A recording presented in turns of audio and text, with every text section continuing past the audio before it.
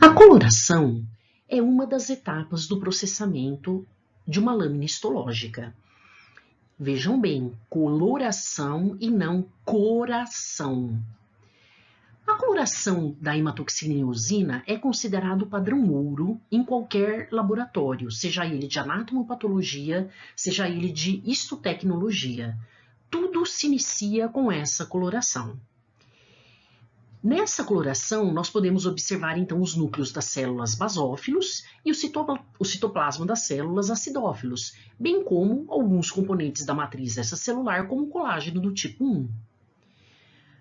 Mas dependendo da situação e do interesse, às vezes a coloração por hematoxilina e eosina não é o suficiente para se ter a ideia de outros componentes que possam estar presentes, mas que não se coram pela hematoxilina e eosina.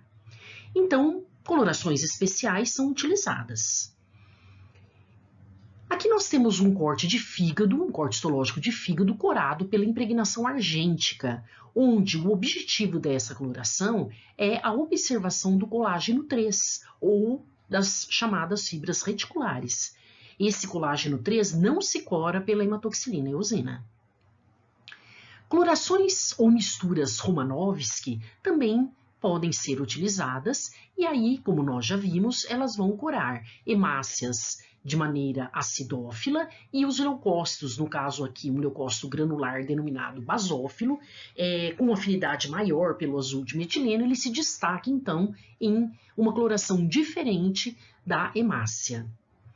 Células vegetais também podem ser observadas e aqui nessa imagem elas estão coradas pelo azul de metileno. Temos também aqui duas colorações pelo tricrômico de Mallory. À esquerda, uma pele, à direita, a parede de uma artéria muscular.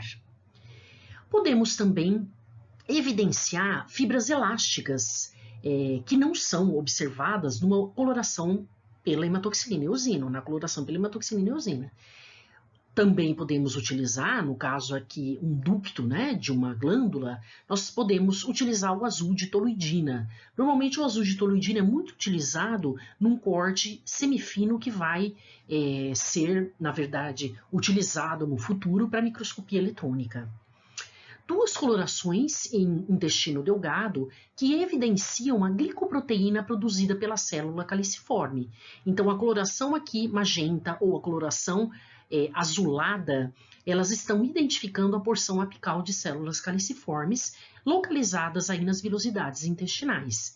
A glicoproteína produzida pela célula caliciforme não é visualizada pela hematoxilina e eosina.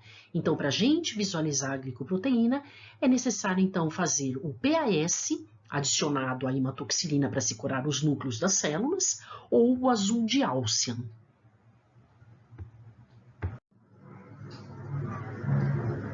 Na aula prática que ocorreu no Laboratório de Histotecnologia, disciplina de Biologia Celular, vocês tiveram a oportunidade de acompanhar a coloração de uma lâmina histológica pela hematoxilina e eosina.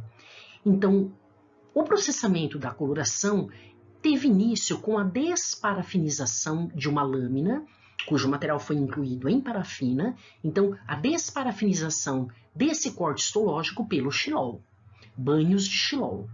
Em seguida, essa lâmina histológica passou pelo processo da hidratação em séries decrescentes de alcoóis. Por quê? Porque a hematoxilina utilizada, ela é dissolvida em água, ela é aquosa. Então, precisa se chegar até a água para corar pela hematoxilina e eosina. Em seguida, passa-se pela água destilada e a lâmina é então colocada dentro de um recipiente que contém a hematoxilina. Lava-se novamente essa lâmina 2 vezes e depois passa pelo corante da eosina. E lógico que existem tempos específicos para cada corante permanecer nesses recipientes. Lava-se a lâmina novamente e agora começa a etapa da desidratação. Então agora a lâmina será passada por séries crescentes de alcoóis até chegar no álcool 100%. Em seguida, essa lâmina terá que ser clarificada pelo xilol, 1 ou 2 banhos de xilol, e montada com uma lamínula, cujo o meio de montagem é colocado em cima do corte histológico e a lamínula em cima da lâmina como uma forma de proteção e melhora, né, na qualidade da observação dessa lâmina quando a gente coloca aí no microscópio de luz. Como falado anteriormente, colorações especiais são utilizadas quando a hematoxilina e eosina não destaca ou não evidencia alguma coisa que seja de interesse. Então, nós temos aqui o exemplo de 2 corantes que são utilizados para carboidrato e para glicoproteína.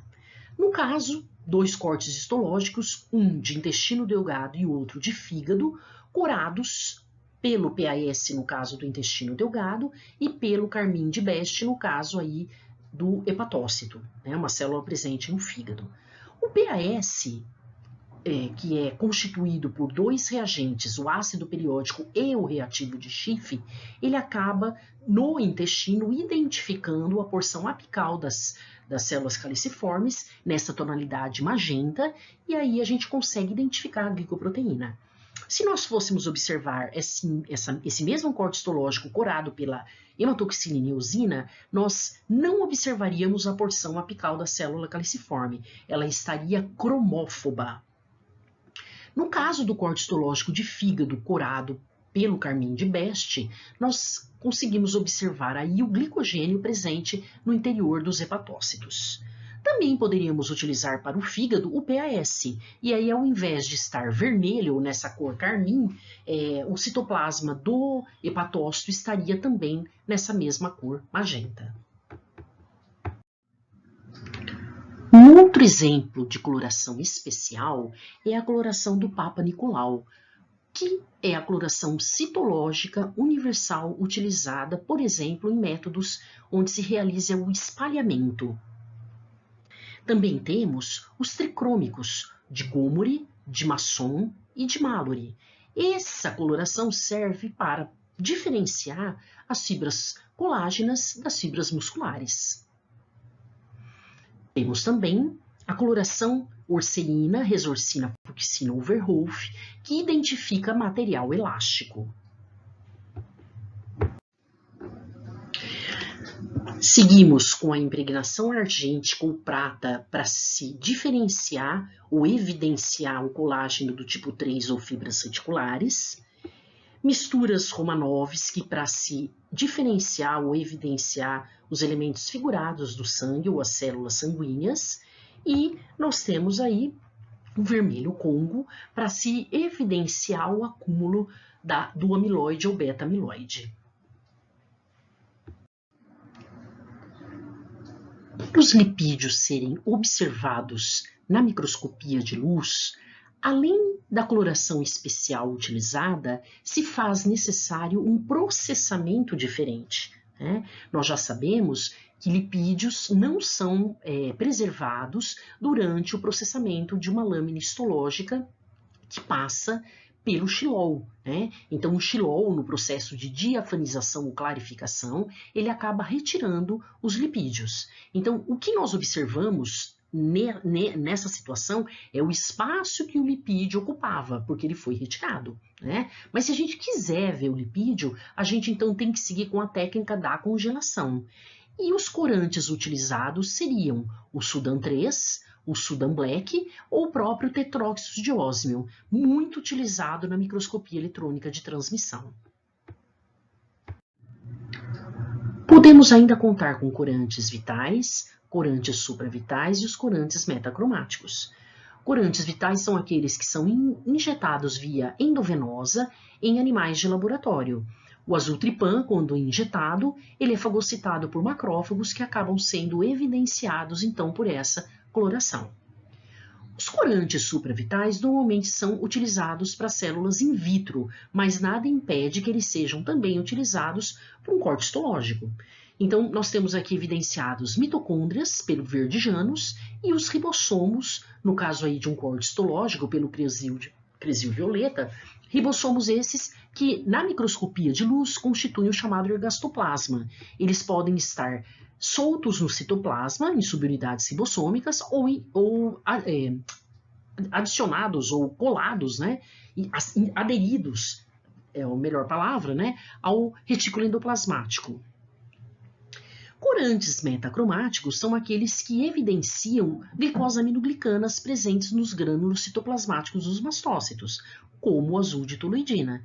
O azul de toluidina, então, evidencia a presença de uma glicosaminoglicana altamente sulfatada. Ao falarmos em microscopia eletrônica de transmissão, não podemos usar o termo coloração, porque não são usados corantes, e sim metais pesados. Então, essa evidenciação de elementos, né, ou de constituintes de uma célula na microscopia eletrônica de transmissão é feita através da contrastação. Então, nós vamos ver tonalidades mais eletrondensas, menos eletrondensas desses metais pesados, né? E os metais pesados utilizados são o citrato de chumbo e o acetato de uranila. Seguindo com as colorações especiais, mas utilizando neste momento os termos histoquímica ou citoquímica, que significam a mesma coisa,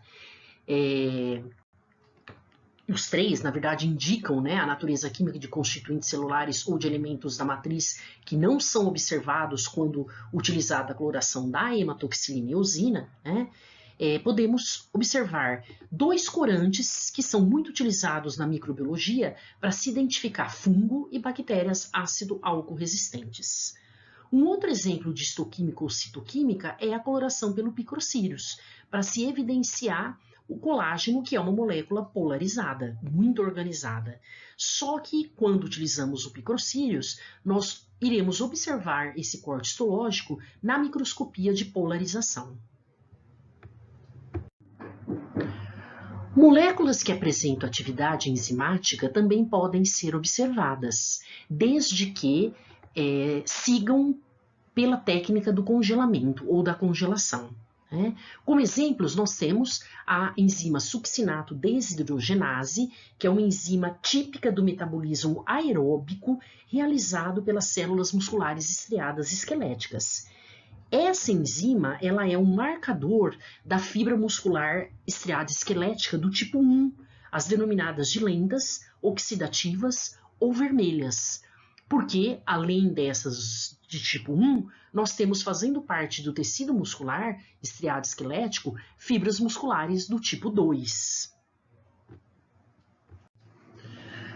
Muito mais específica que a histoquímica ou uma coloração especial é a técnica da imunohistoquímica, onde se detecta a expressão de proteínas, não necessariamente com atividade enzimática, localizadas nas células dos tecidos, utilizando o princípio antígeno-anticorpo.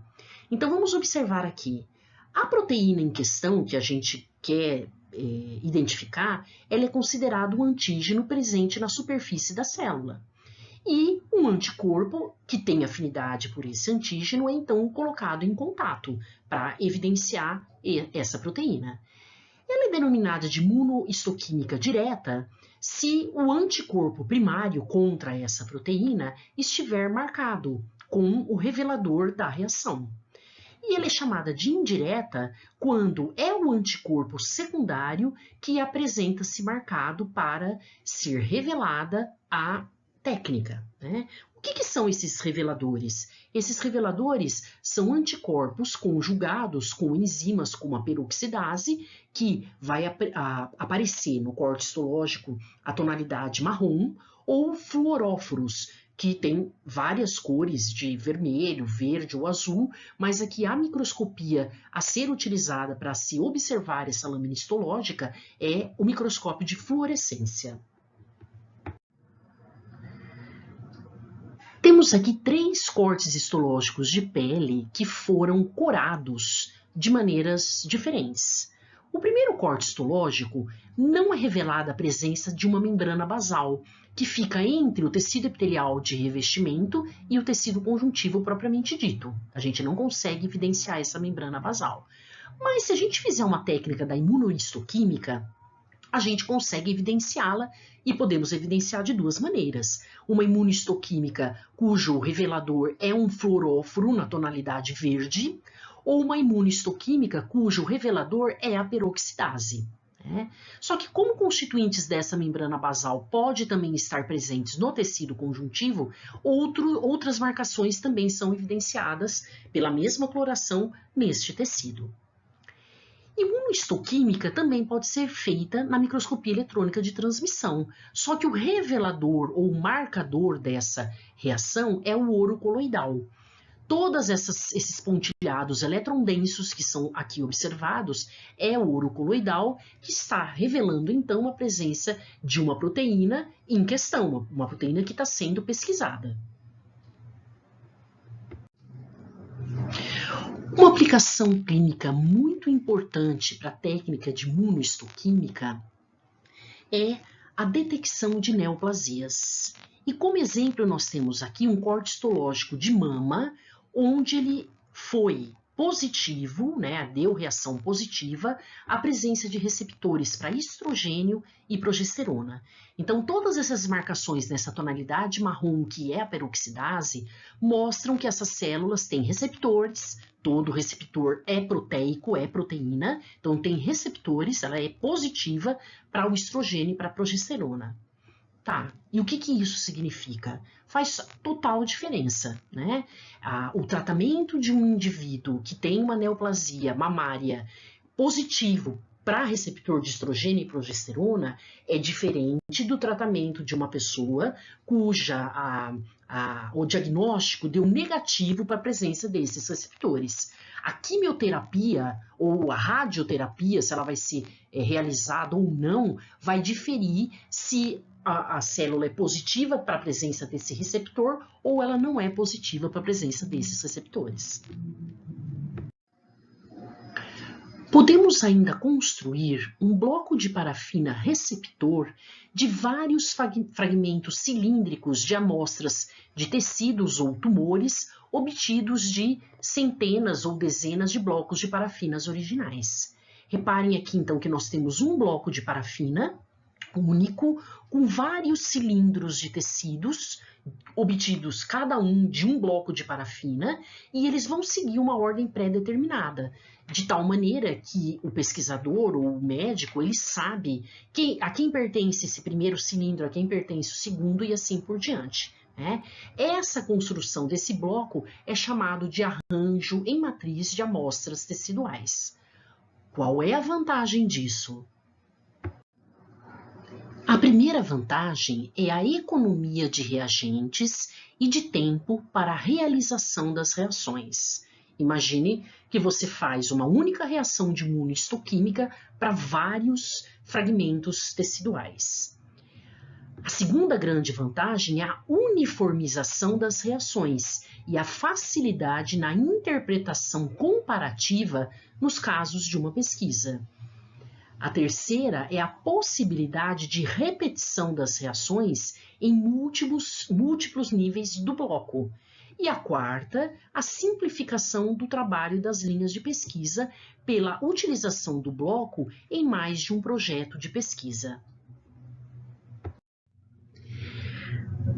Precisamos recordar que nós saímos então de uma técnica considerada padrão ouro, que é a hematoxilina e eosina, e que, quando ela não resolve o problema do diagnóstico, a gente tem que lançar mão de técnicas mais específicas, como uma histoquímica ou uma coloração especial, e que se ela também não resolver o nosso problema de diagnóstico, a gente quiser um diagnóstico mais preciso, a gente vai em busca de uma técnica de imunohistoquímica ou imunocitoquímica, onde é detectada uma proteína em questão, e também se essa técnica não nos resolver o problema e a gente quiser uma evidência e uma especificidade muito maior, a gente vai lançar mão de uma técnica molecular.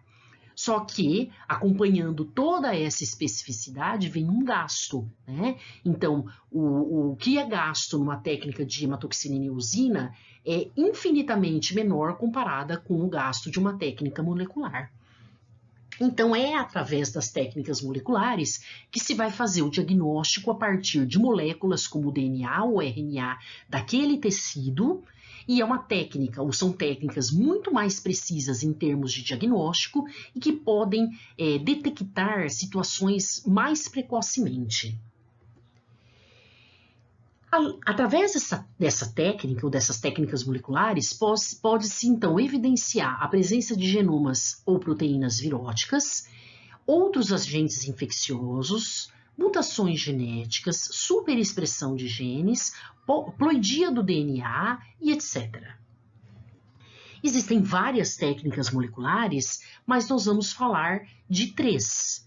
A hibridização in situ, a reação em cadeia da polimerase, que também é conhecida por PCR, e o sistema CRISPR. A hibridização in situ detecta e localiza a presença ou a ausência de sequências de DNA ou RNA específicas em tecidos ou células fixadas. Então, qualquer tipo de amostra pode ser submetido a esta técnica.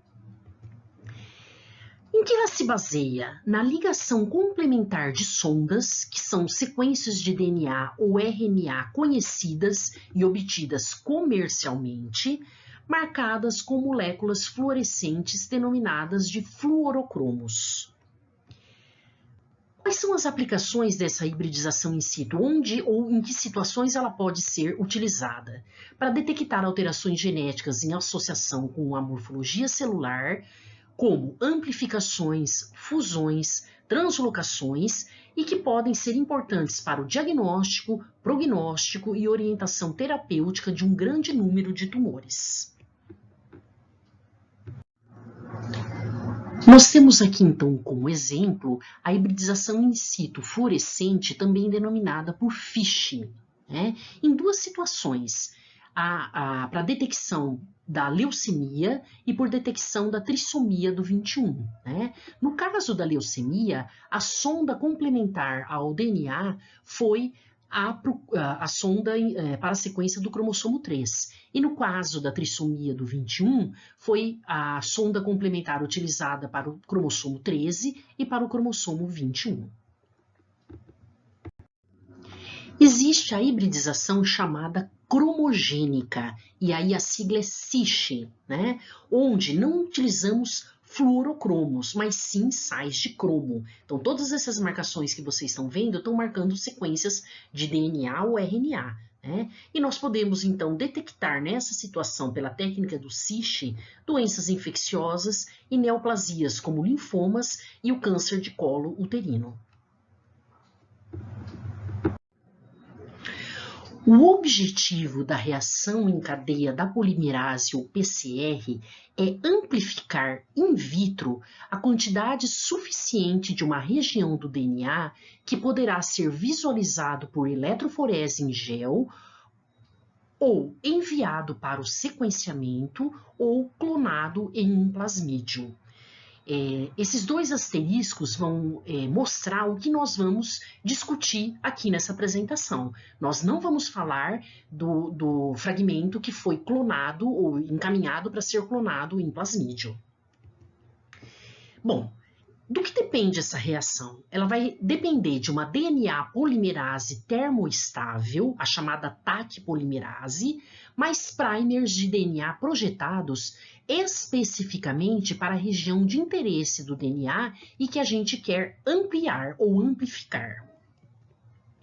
A reação é repetida ciclicamente através de uma série de alterações de temperatura no termociclador, o que possibilita, então, a produção de muitas cópias da região do DNA que é de interesse.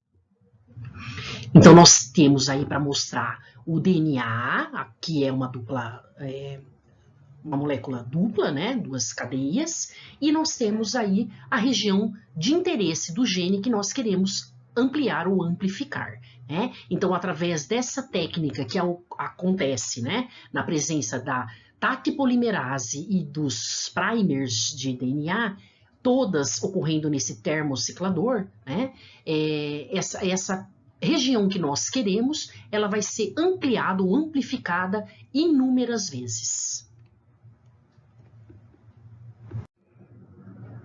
A aquele DNA de interesse que foi amplificado, ele precisa ser visualizado, né? Então, ele é encaminhado, primeiramente, para a eletroforese em gel, e nós vamos poder visualizar, então, o resultado dessa PCR, ou da PCR, né? Então, os fragmentos de DNA, eles são puxados por uma corrente elétrica através de uma matriz de gel. Eles serão separados de acordo com o tamanho, e nessa reação é incluído um padrão para que o tamanho dos fragmentos nas amostras da PCR possa ser determinado.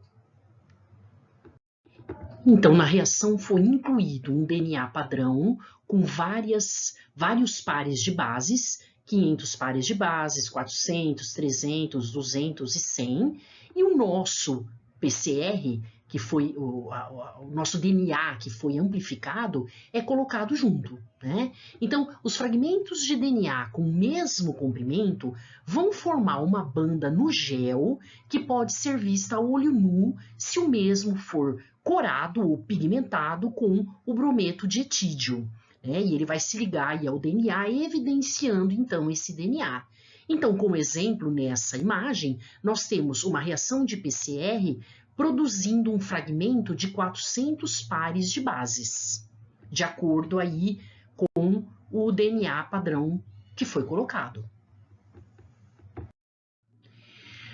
Na medicina forense, essa reação em cadeia da polimerase ela é muito utilizada, né?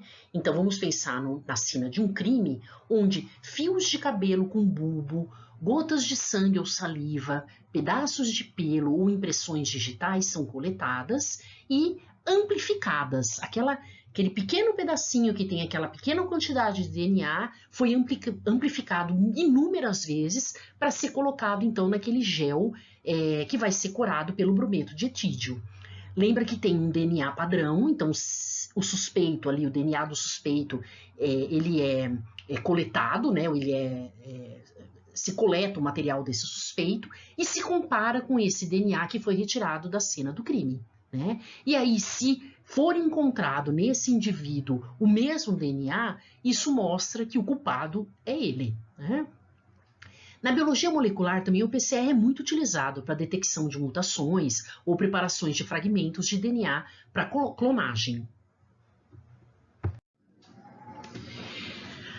Vamos dar como exemplo o que nós estamos passando na atual circunstância: detectar o material do vírus Covid-19 nas células de um paciente suspeito, né? A primeira coisa que tem aí de diferente é que o material do vírus é RNA. Então, eu tenho que usar ou fazer junto com o PCR, com a PCR, a transcrição reversa desse material. O que vem a ser isso? Usar a transcriptase reversa para transformar o RNA do vírus em DNA complementar, o chamado cDNA. Nessa técnica, são inseridos 2 primers de fita simples de DNA para auxiliar a amplificação do material genético em 100 milhões de vezes. Com uma sonda complementar ao vírus, como a gente já viu, né, anteriormente, é possível então observar comparativamente se o conteúdo molecular é correspondente ao do agente infeccioso. E aí, sendo positivo, é confirmada a suspeita do coronavírus. O teste rápido, que está sendo utilizado para a detecção aí da imunidade da pessoa, né, a diferença é que enquanto na RT-PCR se coleta secreções do indivíduo com suspeita do Covid-19, aqui no teste rápido se utiliza sangue. E nesse sangue vai se procurar os anticorpos anti-GG e anti-GM produzidos pela pessoa após o contato com o vírus, né? Então, enquanto um detecta o DNA da pessoa, para comparar com o cDNA do vírus, aqui vai detectar os anticorpos que essa pessoa formou, né, num possível contato com o vírus. Ele é um teste interessante para saber quantas pessoas já foram infectadas pelo vírus e quantas estão teoricamente imunes a ele, né? Então, na verdade, não se pode afirmar com certeza se quem já foi infectado pelo vírus fica de fato imunizado.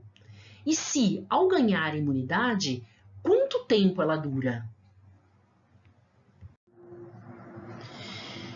Existe ainda um teste genético de câncer que determina se a pessoa tem um elevado risco para desenvolver um determinado tipo de câncer, né? Que foi o que a Angelina Jolie realizou há tempos atrás. Então, os genes BRCA1 e BRCA2 são genes envolvidos com esse potencial, esse risco elevado da pessoa no futuro a vir desenvolver esses dois cânceres. O que aconteceu com ela? A mãe e a avó tinham tido esses cânceres e ela não queria passar por isso. Então, ela precocemente foi ver se ela tinha a presença de mutações nocivas nesses dois genes, né? Então, a primeira fase desse teste, ela consiste num sequenciamento massivo que permite, então, localizar nesses genes possíveis mutações nocivas. Se não deu muito resultado, um resultado confiável nessa primeira fase, então é realizada a segunda fase. A amplificação de sondas múltiplas dependentes de ligação nos dois genes que se aplica nos casos aí desses dois cânceres, né? Então, se nada acontece na primeira fase, é feita a segunda fase desse teste genético. Como dela deu positivo, né, nos dois genes, ou seja, apareceram mutações nocivas nesses dois genes envolvidos, né, nos cânceres de mama e ovário, a opção foi retirar tudo, né? Então ela retirou as mamas, retirou os ovários e retirou o útero. Percebam que você pode, então, precocemente saber se você tem um elevado risco a desenvolver um determinado tipo de câncer. E dando positivo para isso, você já pode resolver a situação antes de que isso aconteça. Apesar de não estar presente no tutorial de aula prática que foi passado para vocês, já foi postado, eu resolvi incluir uma ideia do que seria esse sistema CRISPR, porque na verdade já está sendo possível fazer edição de genes, né? Vamos primeiro entender o que seria essa sigla. Na verdade, a tradução dessa sigla em inglês seria repetições palindrômicas curtas agrupadas e regularmente interespaçadas. Sistema CRISPR, na verdade, é edição genômica. E para isso você precisa do acoplamento do CRISPR com o sistema Cas9. E aí é possível se fazer a deleção seletiva do DNA. Através dessa ferramenta, é possível, então, excluir ou modificar genes específicos para a obtenção, então, de organismos geneticamente modificados. Em que situação já está sendo pesquisada essa possibilidade de se editar gene, né? Em tratamentos de doenças infecciosas, como na terapia do HIV, onde já está sendo possível bloquear a proliferação do vírus. Também em correções de mutações genéticas. Testes em animais, camundongos, que são muito utilizados, já se observou a correção de três situações: catarata, distrofia muscular e fibrose cística. Então, camundongos que apresentam falha genética causadora da catarata, foi possível esse desenvolvimento da catarata ser corrigido por uma edição genética, né? Então, o que eles fizeram? Eles injetaram o CRISPR associado ao Cas9, o sistema Cas9, em zigotos, e a catarata não foi desenvolvida, né? O fenótipo funcional da doença não apareceu. Da mesma maneira, camundongos que apresentam distrofia muscular ou fibrose cística. Foi possível corrigir o gene mutante da distrofina, bem como fazer um reparo no locus do receptor transmembranário da fibrose cística. Então, o objetivo dessa engenharia genética, no momento, é consertar erros. Mas, por outro lado, você pode construir um indivíduo. E isso dá medo.